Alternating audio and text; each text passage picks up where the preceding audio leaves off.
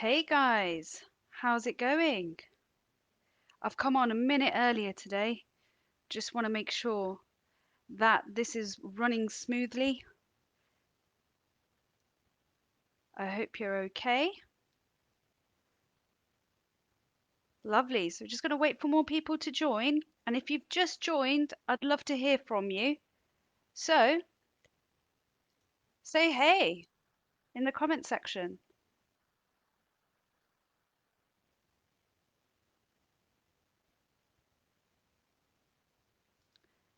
Hi. I'm guessing that's Hithen and Kishan. Lovely. Hi Eva. Hope you're all well. Excellent. Lovely. Hiya. Hey Kavita, nice to see you here. Lovely. Excellent. Well, a warm welcome to you guys. And I just want to say thank you for joining me today. And we'll be learning all about ions. So in the first week, we learnt about atoms. This week, we're going to learn all about ions. And, I had a few DMs sent to me. And they were like, Mital, look, we're really struggling on chemistry. Is there a chance that we can sort of go through more chemistry? And I was like, yes. I mean, to be honest, it's the best subject in the world, isn't it? Let's face it. So if you've just joined our video, let me know that you're here. Say hey in the comments below. And before we start, I just want to find out one thing. I want to find out what's your plans for the weekend. It's meant to be some really lovely weather. What are your plans? What you're going to be up to? Anyone doing a barbecue? What's happening?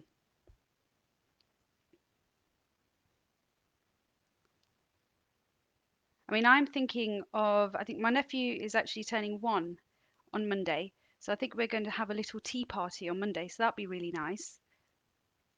So let me know what you're up to. Okie dokes. So Kavita saying playing some games and hang out in the garden. Yep, that's great. You know, going for a walk, Claire. Wonderful. Yeah, it's nice to get out, isn't it? And get some fresh air given the circumstances. So, yeah, it's great to get some physical exercise in and do something fun.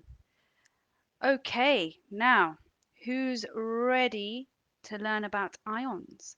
Okay, so before we make a start, I would love for you to have a pen, okay, get some paper, and you may want a calculator next to you, although it's not necessary, okay? Um, and let's now make a start. So today, what we're going to learn. So you're going to remember what the differences are between an atom and an element. Okay, so that's what we looked at in our first lesson. Okay, remember the difference between an atom and an element. And then I'll want you to remember how to write electronic configurations of atoms and know that they are neutral in charge. So atoms have a neutral charge, and we're going to talk about why that is. In today, new learning will be about how ions are actually formed, and the next bit is how to write electronic configurations of ions. Well, if you know how to write them for atoms, this is going to be super easy for you. And then you're going to learn about how ions join together and how they make ionic compounds. Okay, so that's what we're going to be learning today. And as always, I always say to you, what is the point in learning this? Why do we need to learn this? Well, I'll let you into a little secret. I know I told you in the first lesson I love pizza, which I do, but I also I also have a weak spot for chips, okay? And I love it, especially with lots of salt and vinegar. It's not healthy, I know that, but I love it with salt and vinegar on it. It's pure bliss for me. Now, if you like your chips with a little bit of salt in it, or you put salt in your food, you got to know that salt is actually an ionic compound. Now, if we use it in our food every day, why not learn about it? Okay, it's really important that you know what you're putting into your body. Okay, so let's start our learning. Now, I'm just going to click my pen over there. Last time we learnt about, the difference between atoms and elements. And we said an element contains many of the same atom. So we had the example of, a gold bar over here.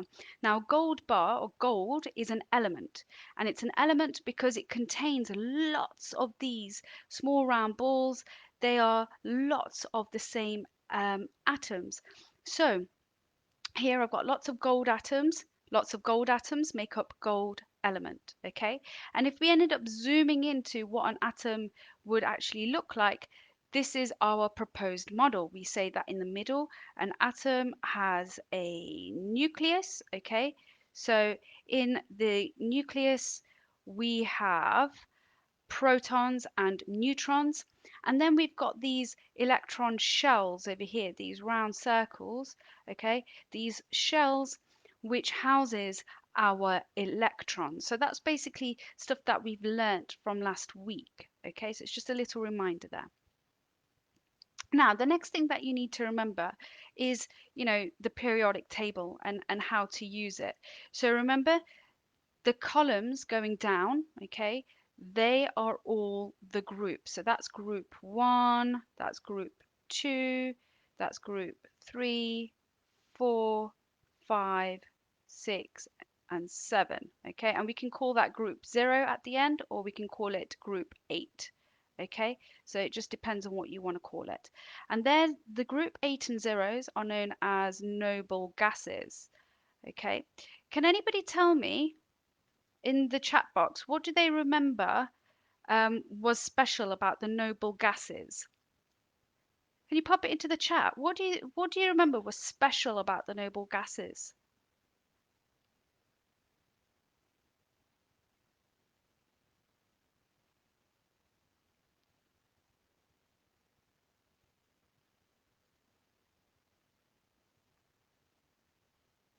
There's something really special about their atomic structure, and I'm going to give you another hint. It's got to do with their electrons.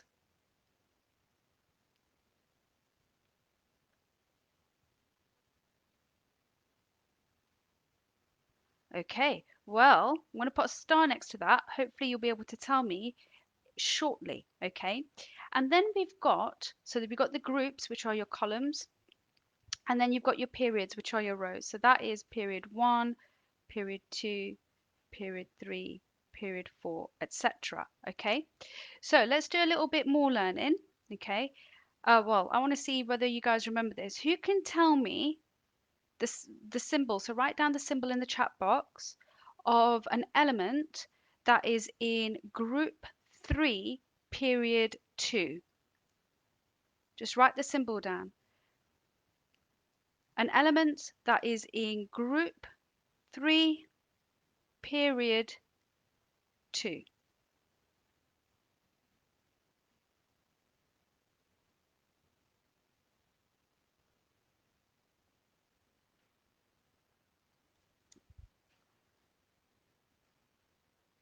Excellent. Oh, brilliant. Yep. Oh, gosh, guys, I've just read some of these comments over here. You told me what noble gases are. Well done to hit the negation. They are unreactive. Eva, they are chemically stable. Excellent. Well done. Excellent. They've got full outer shells. You were able to tell me that. Well done. Okay, I just didn't scroll down. Silly me. Okie dokes. Excellent. So we've got noble gases. They are super stable. Okay, and they are unreactive. Brilliant.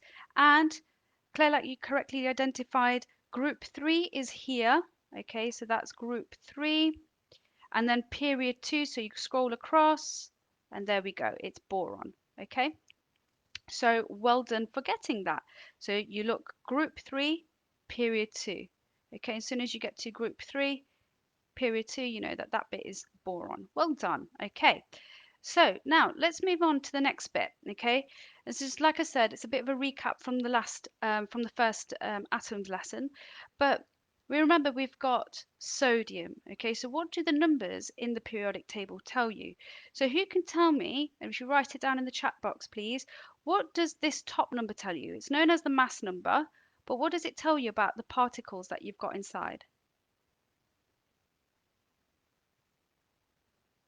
Pop it into the chat.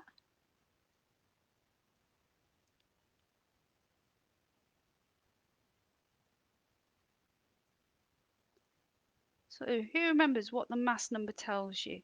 Okay. And remember we've got the different types of subatomic particles. Okay, we've got protons, we've got electrons, and we've got neutrons.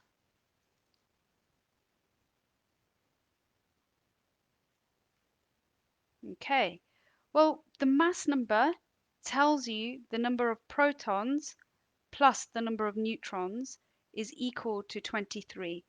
That's what the mass number over there tells you.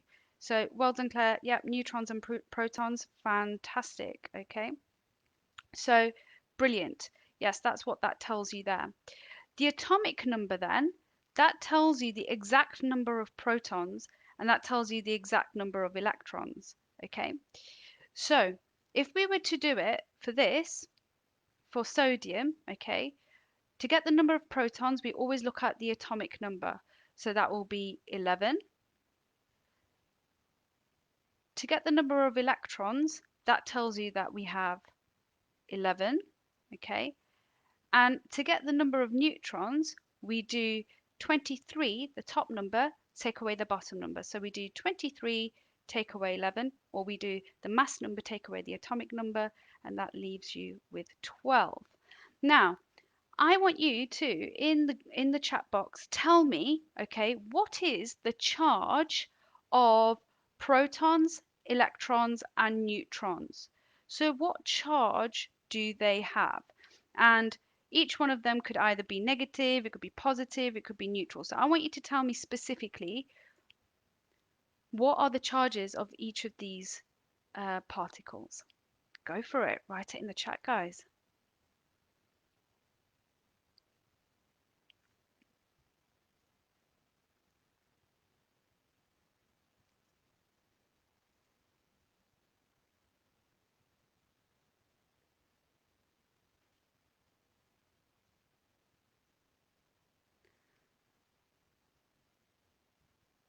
I'm just reading up some of the comments. Eva, we're playing in the paddling pool. Excellent. Excellent. It's nice to have something relaxed for the weekend. Okay. Let's get your comments in, guys.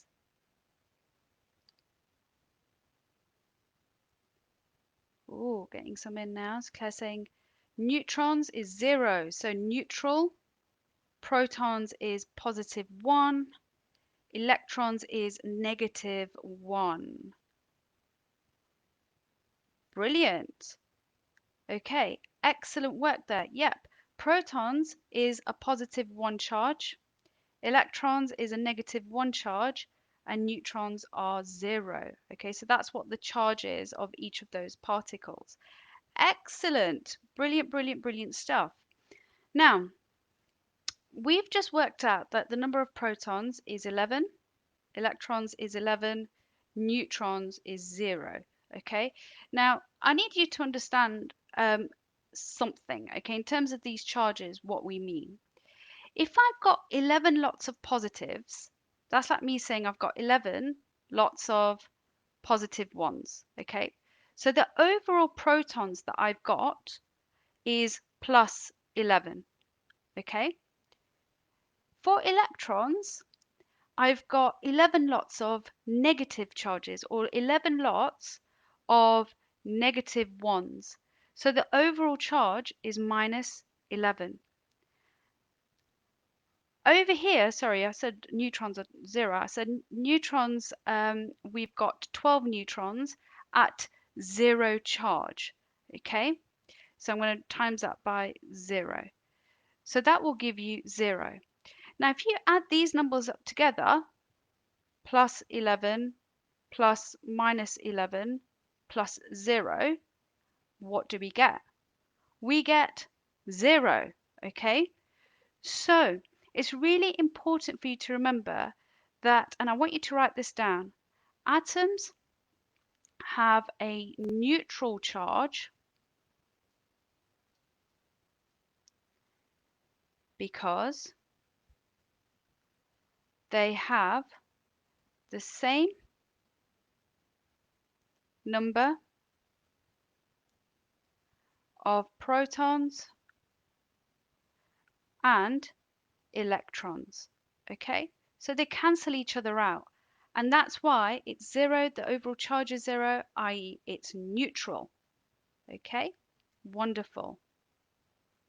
Brilliant stuff, guys. Okay, so that bit's really important for your learning. Just make sure you remember that the overall charge of an atom is neutral.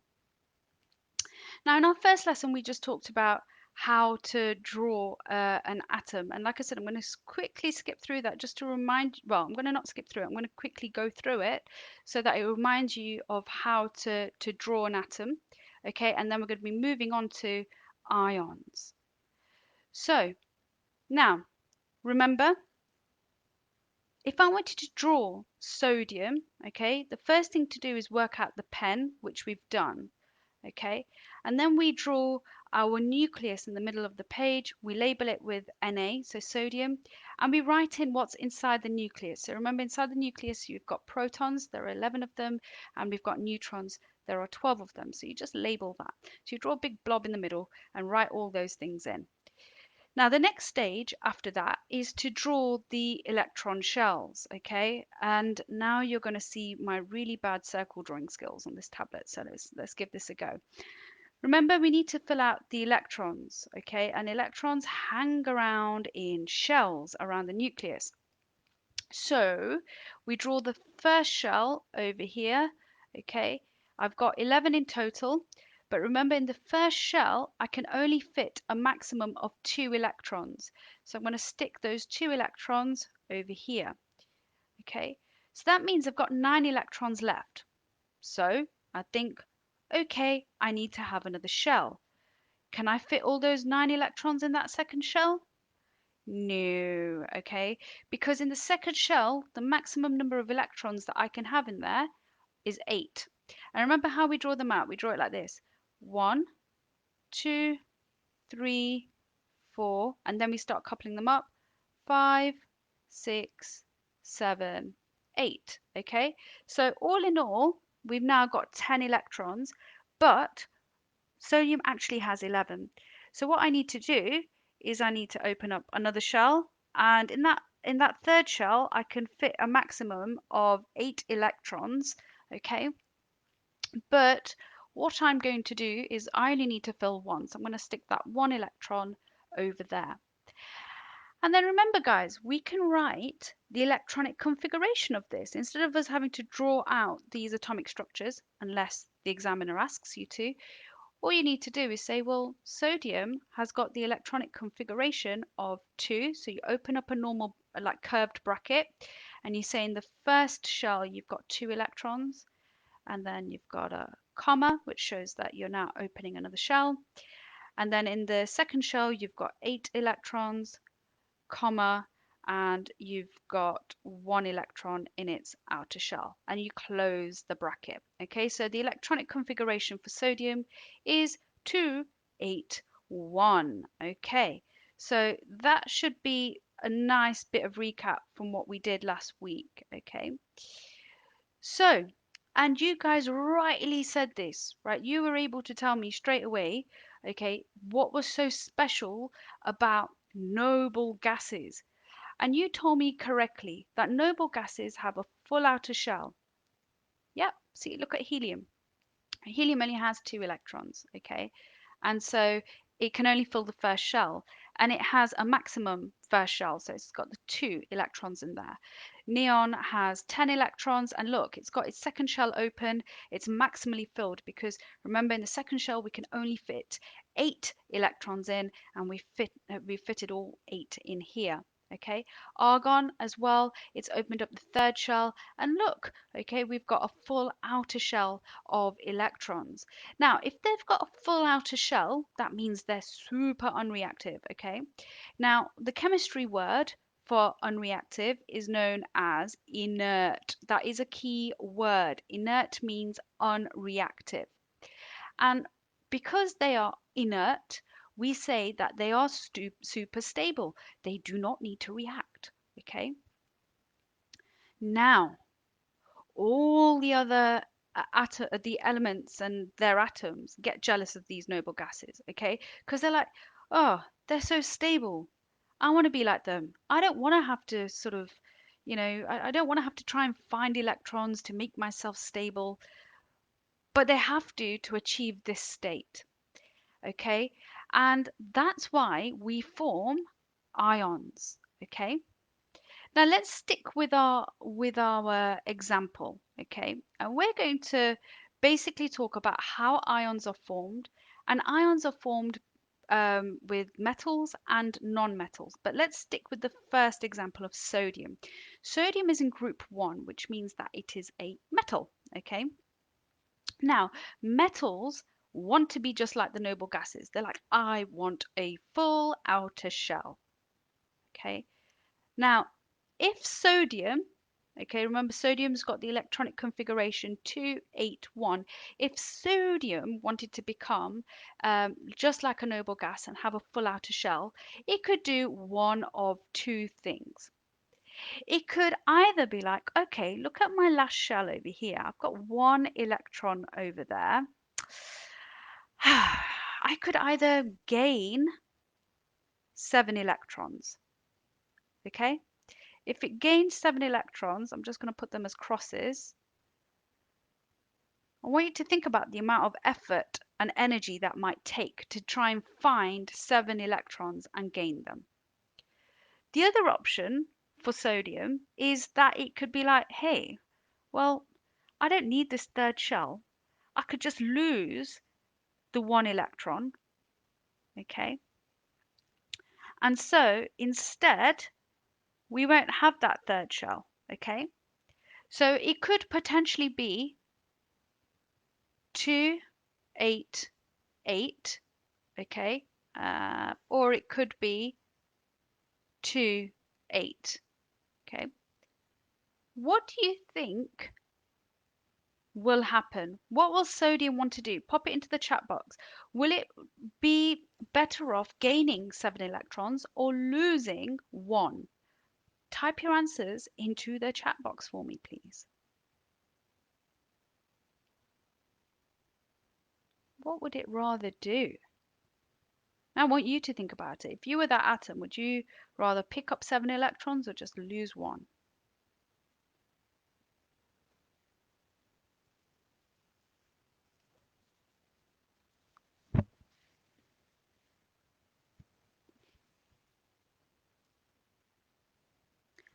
Yeah, let's see what we're getting here. So yeah, brilliant. Claire's saying lose 1. Getting any more responses?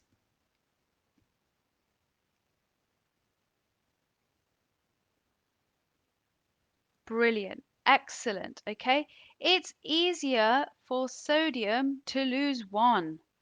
Be like, forget it. I don't need that electron. Remove that shell. Hey, I've got a 2-8 configuration. Wonderful. Okay. Now notice something. What I've done over here is I've put a square bracket. Okay. Soon as we lose electrons or we gain electrons, it becomes an ion. And we represent that by these square brackets. And we say, right, how many electrons were lost?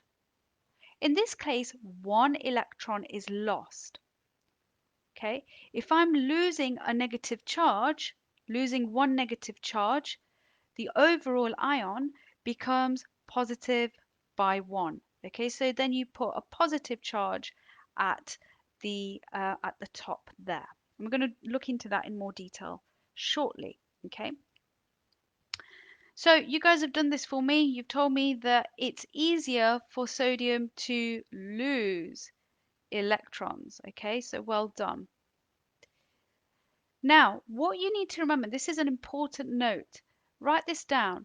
Metals always lose electrons. And let's talk about what we mean by metals. So we're looking at, your group 1, group 2, okay? And we've got up till about here, group 3, okay? We've got this middle block over here, which is known as the D block elements, or if you're doing GCSE, they're known as the transition metal elements. Okay, they're metals, so they still lose electrons as well. Okay, it's easier for them to lose than to gain. Okay, so all these bits over here, we're saying they are your metals that lose. Now, in our example, we looked at an atom of sodium, okay, which has the electronic configuration of 281.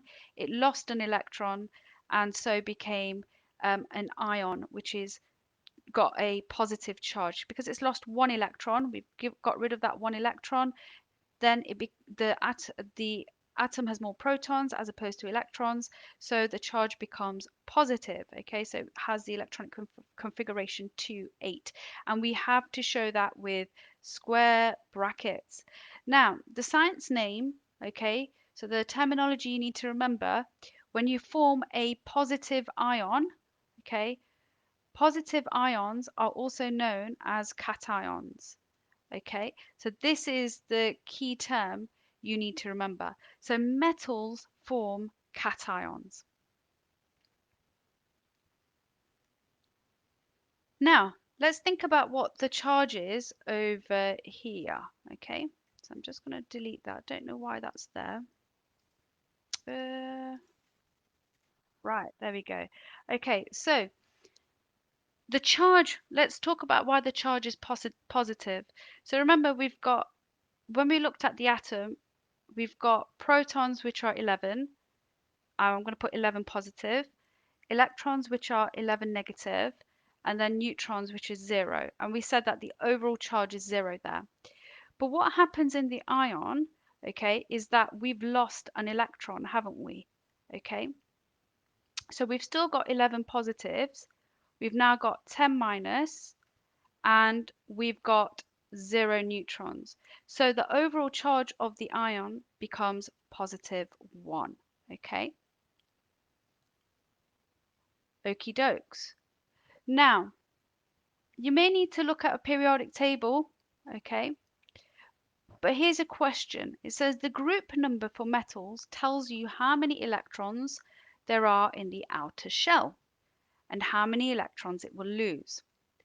So I want you to tell me how many electrons will magnesium lose. I'm just going to go back to that periodic table slide.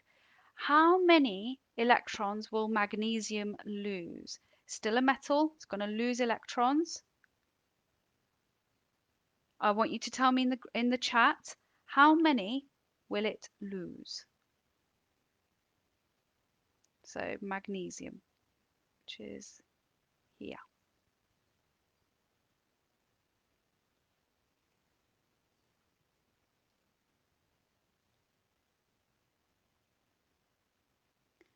Look at the group that magnesium's in.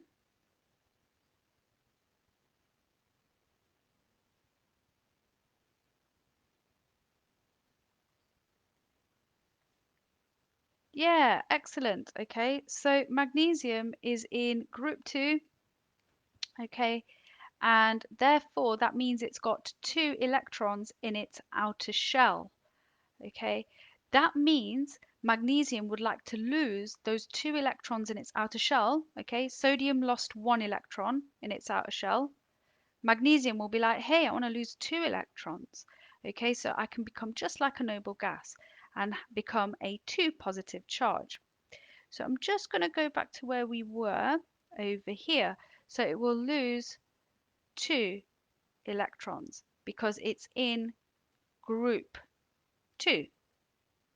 Okay, right. I want you to now tell me how many electrons will lithium lose? So let's go back to that slide there. Try and find lithium for me. Okay, it's a metal, right? So you're going to look more on the left-hand side of the periodic table. Can you tell me how many ions lithium will lose?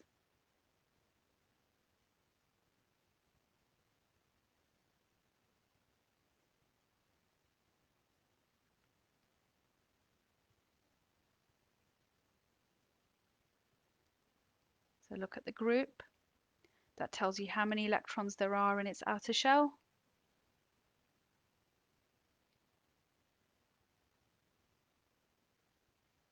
Excellent. Well done. Look, lithium is in group 1 over here. That tells you it's got 1 electron in its outer shell, and therefore it will lose 1 electron and become a lithium plus ion. Okay, so lose 1 electron. Okay, because it's in group 1. Wonderful. Okay, so next let's look at this one, calcium. Okay, calcium is a metal. Find calcium in the periodic table. Tell me, how many electrons will it lose?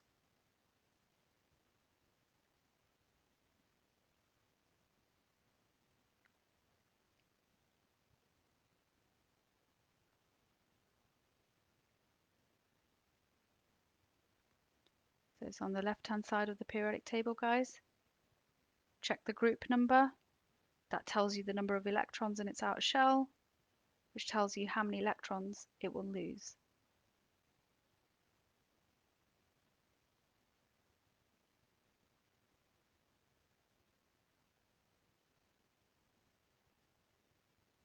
Excellent. Great stuff, guys. Yep, got 2. Okay, so calcium is in group 2. Okay, that means it's got 2 electrons in its outer shell, and that tells you that it will lose 2 electrons. So calcium will become Ca2 plus. Okay, beforehand we looked at magnesium. Magnesium will become Mg2 plus as an ion. Okay, so that's important for you to remember there. Right, let's move on now to the next bit. Over here, we've now looked at metals, and we've said that metals like to lose electrons and they become positive. Okay, now non-metals, and we're going to be looking at sort of group 5 to 7. Okay, non-metals can also make ions, and what they do instead is they make negative ions, and those negative ions are called anions, because for these non-metals it's super easy for them to actually gain an electron. I mean, let's look at this chlorine atom over here. It's got the electronic configuration 287. Okay, now it could do one of two things. Chlorine could be like, hey, do you know what? I'm going to lose all my 7 electrons. Okay, or it could be like, I'm going to just gain 1. Now, what's easier for that non-metal to do? It's way easier for it just to gain 1 electron, and that's specifically what happens here. We're just gaining an electron. So if you add 1 electron over there to the atom, what happens is we end up forming our chloride ion. Okay, and because I've added another negative charge, I've become negative by 1. So you do the same thing. You got your square brackets. Now the electronic configuration will be 2, 8, 8. Okay, close the square bracket, and the charge will now be -1 because I have gained 1 electron. Okay,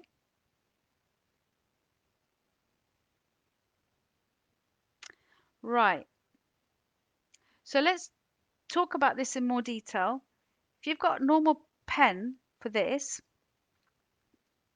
okay, so we have over here protons. Okay, actually, I want you to tell me, can you do the pen for chlorine, please, for a chlorine atom? Pop that into the chat. So what is the pen for chlorine?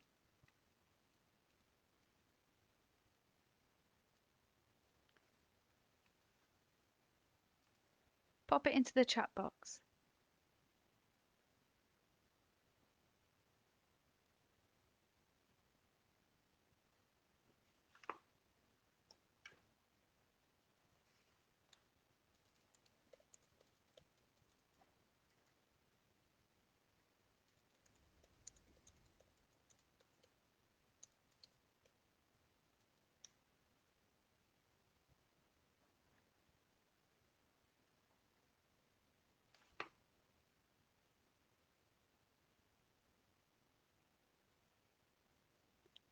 Let me know.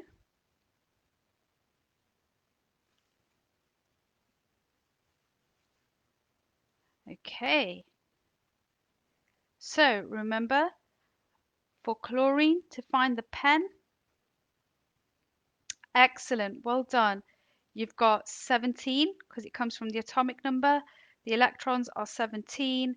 The neutrons is 35.5. Take away 17, so that's 18.5. Now remember the charges. The charges for a proton is +1, okay? The charge for an electron is -1, and the charge for a neutron is 0. So overall for the atom, it's +17, -17, -17, and we've also got 0. So overall, the charge of the atom is 0. But now, if we look at the ion, right, the protons we've got is still +17. The electron now, we've gained 1. So we've got -17 plus another -1. So that gives you -18 in total. And now our neutrons we know is still 0. Okay, so 18.5 times 0. So that's 0. So overall, you do +17 -18 plus 0. That gives you a total of -1. So that's why the charge of your anion, which is your negatively charged ion, is -1. Okay. So now let's look at the next bit. Okay. So what happens when we actually form these ions? So what? We've found sodium. Sodium likes to lose those electrons, so it becomes just like a noble gas. Chlorine atoms like to gain electrons, so it can have a full outer shell, just like a noble gas. Metals, okay, form positive ions. Okay, metals are cations, okay, and non-metals form negative ions. So they are anions. Okay. Now, the key to this is this bit. Because we've formed positive and negative charges, there's some attraction that goes on. Okay. So what happens here is that positive ions and negative ions, because they are oppositely charged, there's this attraction that occurs. Okay, that was my little love heart there. Okay, so these forces of attraction are known as electrostatic forces of attraction, or it's an electrostatic force of attraction. Okay, electrostatic basically means that you've got things of different charges, i.e., opposite charges, plus and negative. They then attract. We always say that, don't we? Opposites attract. And what that then does is it contributes to an ionic bond. Because it's a bond, these attractions are between a metal and a non-metal. We say that this is an ionic bond. Okay, so there's the attraction between the positive and negative, and because there's attraction between two ions, we call it an ionic bond that is formed. Now, an ionic equation shows how an ionic compound is made.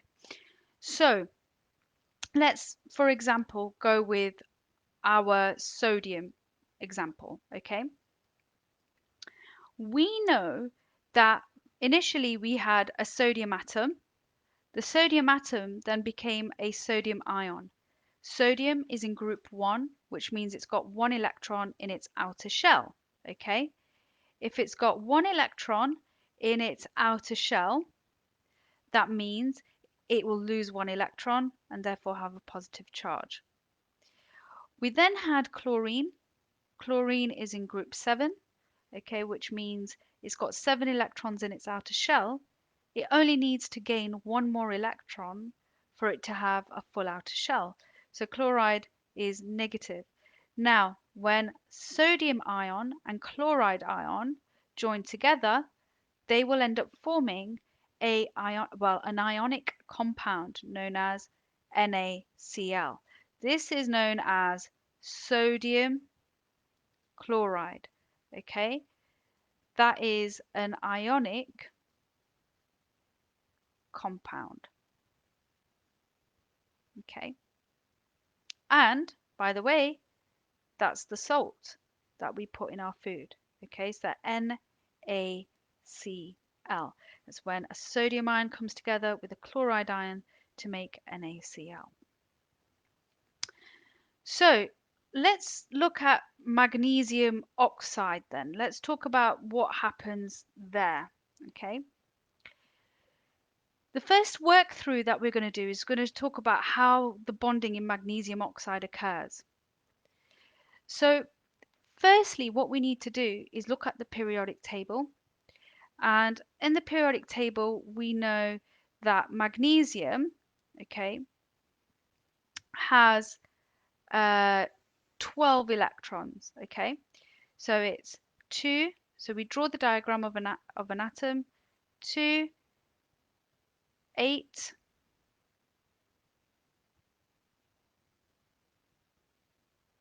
and it's got 2 electrons, like so there, okay?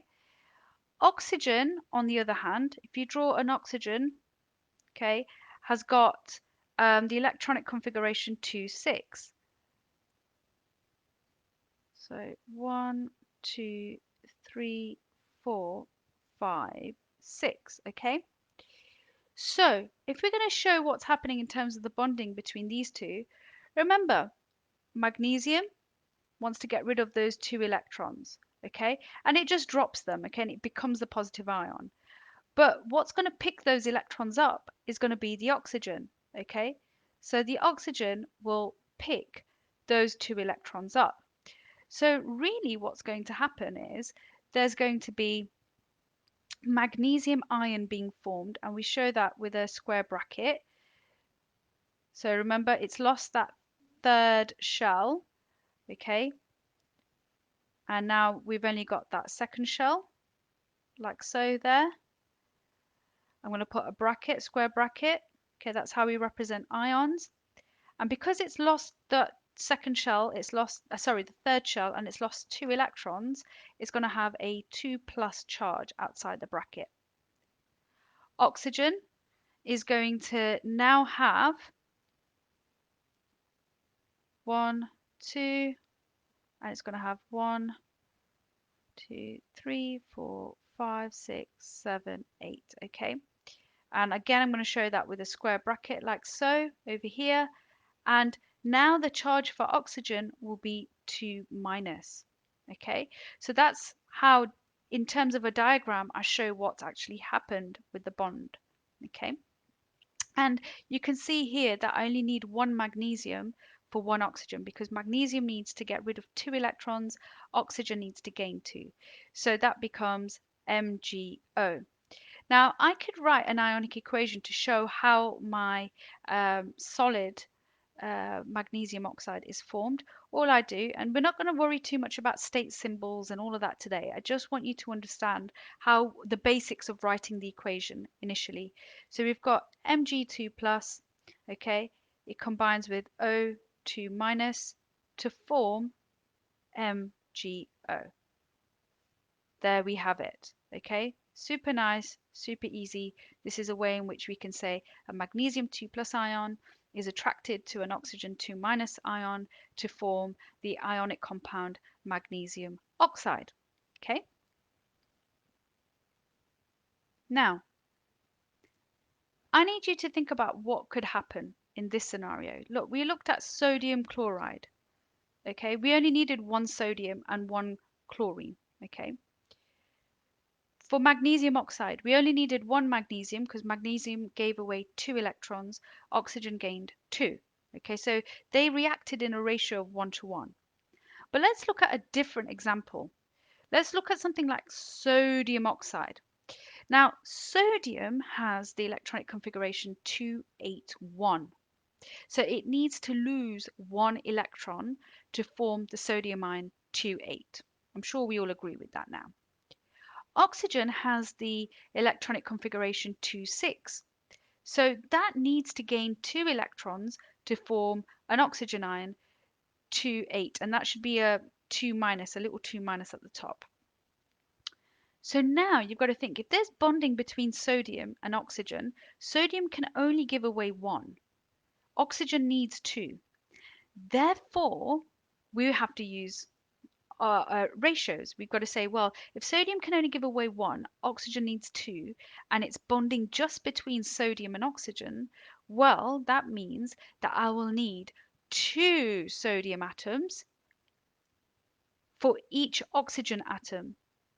Okay, so what that means is I will need 2 Na pluses for every 1 oxygen to give me Na2O.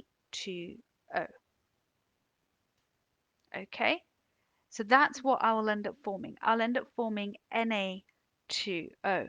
And there's actually a really quick way of doing this. Okay, a super, super quick and easy way of doing it. And it's known as the drop and swap method. Okay, so I'm going to show you through this drop and swap method because when you've got things that haven't, like, I mean, when it's all in a one-to-one ratio and they give away the same number of electrons as they would take, that's really nice, super easy. But what happens if I've got bonding between, say, calcium and nitrogen, for example? Okay, so calcium we know is in group 2. Because it's in group 2, from what we've learnt before, we've said that that tells you how many electrons there are in its outer shell. If it's in group 2, it's got 2 electrons in its outer shell. It's a metal, so it will lose 2 electrons. That's why we say calcium has the charge of 2 plus. Okay? Because it's a metal, it will lose those 2 electrons, has a charge of 2 plus. Nitrogen then, okay, is in group 5. Now, in group 5, that means it's got 5 electrons in its outer shell. Remember, it's a non-metal, so it wants to gain 3 electrons because if it's got 5, it only needs 3 more electrons for the outer shell to be 8. So therefore, it has a charge of 3 minus. Now, all we do to work out what the compound will be, all right, what will I get at the end and how many of each of these things will I need to form my compound? You use the drop and swap method.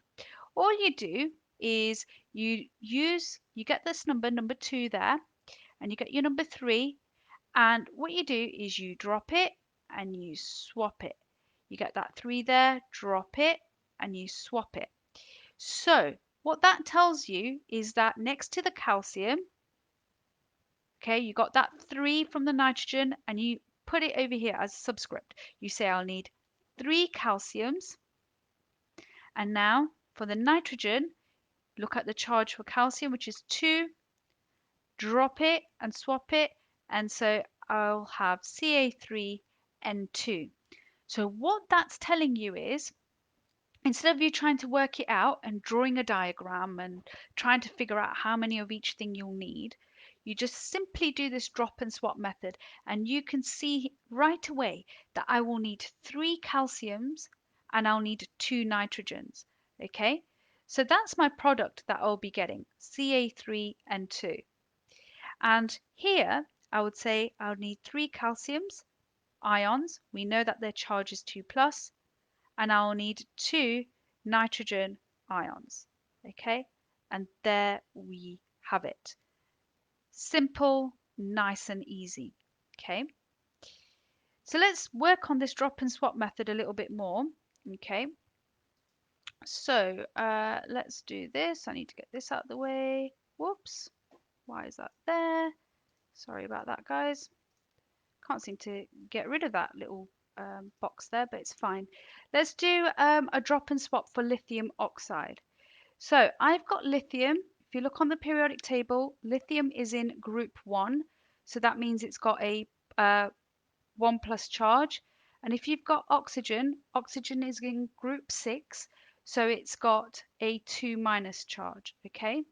Now, I want you to tell me in the group chat, please, can you tell me what the formula for the compound is by doing a drop and swap?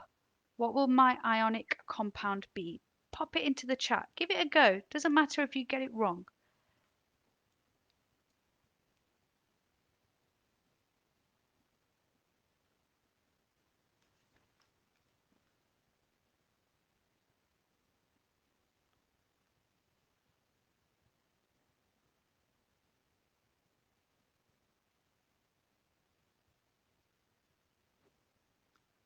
So what do you think the formula of that compound will be?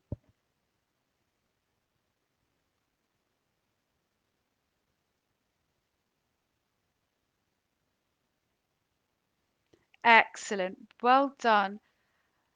Hiten or Kishan, well done. Li2O.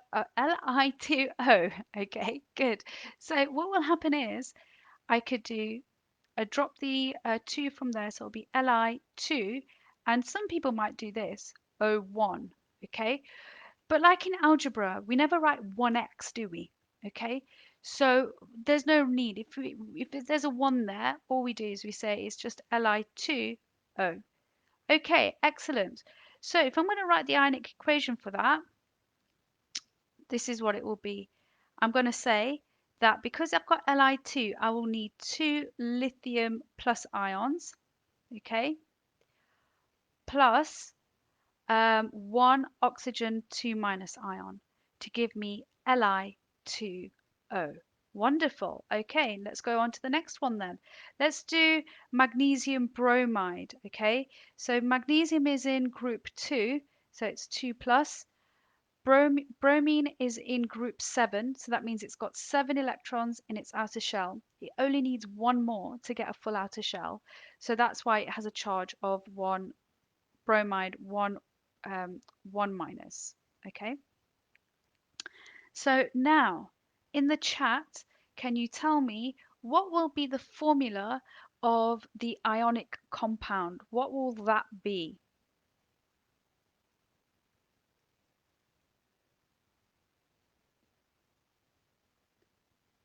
Excellent. I can see Claire got a great answer as well. Well done.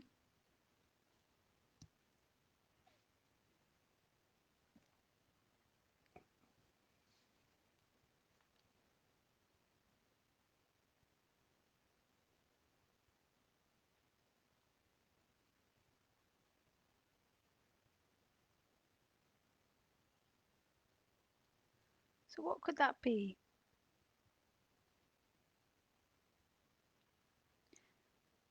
Oh, Hidden and Kishan are on a bit of a roll. And so is Claire. Well done. MGBR2. Well done. So you get that number, drop it, and you swap it. Okay.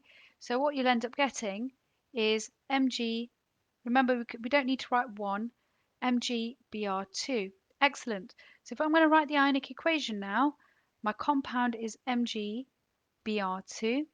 And that's telling me that I will need 1 magnesium 2 plus ion, and I will need 2 lots of Br minus ions to give me MgBr2.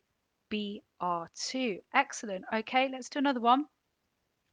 So we've got calcium oxide. Okay, so calcium oxide is Ca.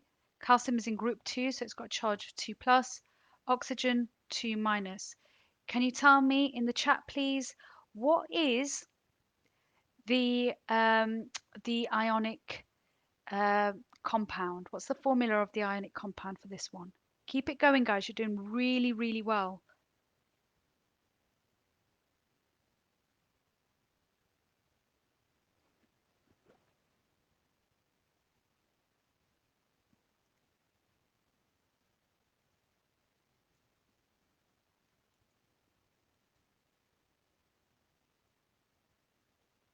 Oh, well done, Caroline. Mg1Br2. Excellent. That's great. So with that one, just remember you don't need to write the 1, but you've got it correct. So it's just MgBr2. Well done. Excellent.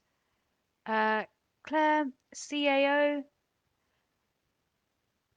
and Hittenkirchen CaO. Well done. So look, this is one that I wanted to sort of reiterate with you guys. So here, what we would normally say is it would be Ca2O2. Now, if you've done ratios at school, if you've got a 2 to 2 ratio, that's the same as saying a 1 to 1 ratio because you can cancel them down. So instead, we just say that's CaO. Excuse me. So that means I only need one calcium ion, I need one oxide, okay, to give me CaO. Well done. Okay, let's move on to the next bit. Right, let's do aluminium oxide. Aluminium is in group 3, okay. Oxygen is in group 6, okay. That means it needs to gain 2 more electrons to get a full outer shell, so it's got a 2 minus charge. Can you now um, have a go at the compound for aluminium oxide? Go for it, guys. Keep going.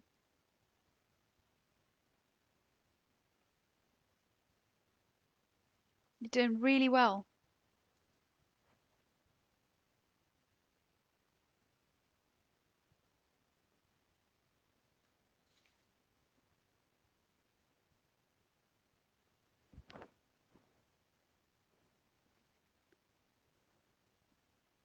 So use drop and swap.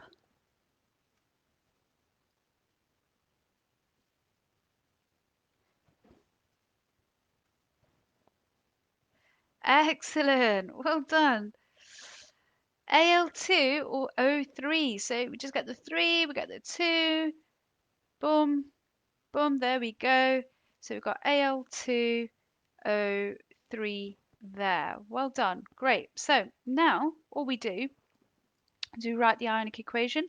So I'm going to fill the right bit first. I've got Al2O3, and that's telling you that I'll need 2 lots of aluminium 3 pluses plus 3 lots of oxygen or oxides, O2 minuses, okay? And that will then give me my aluminium oxide. The whole point of these ionic equations is that we don't really need to draw out those big, large diagrams with the squares and etc. This is telling you straight away you need 2 aluminiums and you need 3 oxygens, okay, to form your Al2O3.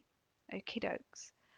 Right, you've done a brilliant job today, and I don't want you to go just yet because I've got a special invite for you guys.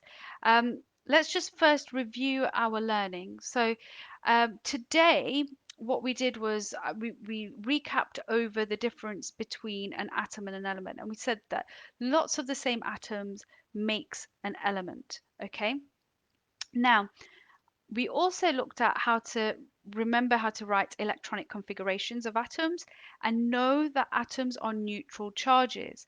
So remember, whenever we're drawing out or if we're writing the electronic configuration, you need to remember the 2888 rule.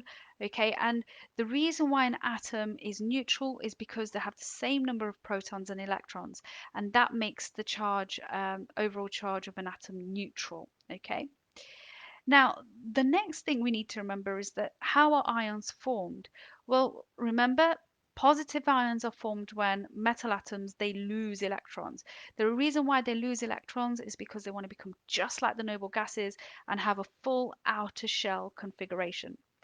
Negative ions, okay, they're more interested in gaining electrons. It's much easier for them to gain those electrons, so they achieve full outer shell configuration, okay, and become super stable, just like the noble gases. And when you've got a positively charged ion with a negatively charged ion, i.e. a cation with an anion, there are forces of attractions, okay? And those forces of attractions are known as electrostatic forces of attractions, which then forms ionic bonds. Now, the next thing was for you to understand how to write electronic configuration of those ions. And you've got to remember, we need those square brackets. Okay, so you use square brackets, okay, and the rest inside is the same. Close with a square bracket, and then you put the charge outside. So you could put a 2 plus charge or whatever it is that you need to put there, okay? And remember the value of the charge, so whether it's 1 or 2 or 3, depends on the number of electrons that have been lost or gained, okay? So if you've lost electrons, they're negative. Now, the next thing that you need to remember is that when ions join together, they make ionic compounds. Okay, so we've got different ions from different atoms. Okay, you've got positive and negative ions. Remember, and I've just mentioned this now, that they have electrostatic forces of attraction between them, and that contributes to an ionic bond. And you can work out the exact ratio of ions that are needed to make an ionic compound by using our drop and swap method. And from what I can see, you guys have done a fab job on that. Okay. And an ionic equation shows how the ions have come together to form the compound. So that's basically what our learning is all about today. And I think you guys have done a really fantastic job. It's not easy sometimes, you know, people get really scared of ions, but I think the more practice you have and the more practice you do in terms of questions, the better you will get at it. And on that note, I have also got the resources ready for you, and they should go live this afternoon on our website. So I'll talk to you about that in a second. But before that, I'd love to invite you to one of the things that we do with our members only. So this is an invitation to our members only Vision to Action Growth Club. We're holding it online. Normally, we actually hold it either at our centres, or we hold it. We hold it at a university lecture theatre, but this time, obviously, due to the circumstances, we're doing this online. So, what is the Vision to Action Growth Club? We just call them the V2As. Well, the whole point of it and the whole program at Spark Academy is geared for academic and holistic well-being. Like for us, it's really important that we develop children as a rounded individual. And obviously, with everything that's going on at the moment, there is, you know, there's a lot of concerns regarding sort of mental health, well-being, and making sure that you guys are looking after yourselves. So that's what the Vision to Action Growth Club is about. And next week, what we're going to be doing is we're going to be holding a seminar. It's between 2 o'clock till 3:30, and for the kids, it's open to kids, it's open to parents, and we're going to be doing great visualization activities. We're going to start thinking about what is it that we want out of life, what are our hobbies, how can we capitalize on our hobbies, what can we do to help us in this situation. And it's an invitation for hope. I just want you guys to know that it's a chance for you guys to really just stop, think about really what you want out of life and the steps that you need to take in order to get there. So that's basically what our seminar is all about next week, and I'd love for you guys to join us. If you would like to join, I mean, like I said, this is a members only thing, and because of the situation, I want to make sure I'm reaching out to as many children as possible. If you DM us your email, if you just send us your email address on our Facebook page in the message, we'll send you an online invitation, and that's our gift to you. It's absolutely free of charge. So I'd love for you guys to come to that. And like I said, it's open to parents and our students. And we always end with a little bit of spark wisdom, and this week it's from Steve Jobs. Okay, it says, my favorite thing in life don't cost money. It's really clear that the most precious resource we all have is time.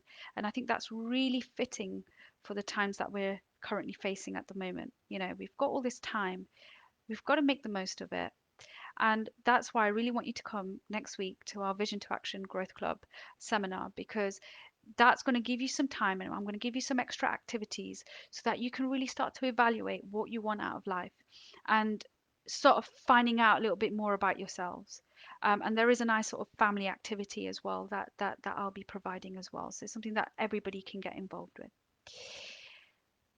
And finally, then, live video and lesson resources. Our page is actually live now. If you go on our website and if you go on to our lockdown lessons page, you will have access to all of our previous videos. and you'll also have some downloadable worksheets. And I've also, as a little gift to you guys, I've also put on some primary maths and some primary English videos on there for you. So that will hopefully keep you a little bit busy over this period. Now, next week is May half term, and so I won't be able to do a lesson next week, but it will give me lots of time to prepare for our seminar for the Vision to Action Growth Club next week. So I'd look forward to seeing you guys there. But I will be back with a science lesson the week after. Okay, so if you'd like to still hear from me, I'd love to have you at our V2A Growth Club next Thursday. But that's all from me, guys. Stay sparkly and have a wonderful week and make the most of this beautiful weather that we're going to be experiencing. Okay? Take care, guys. Bye bye.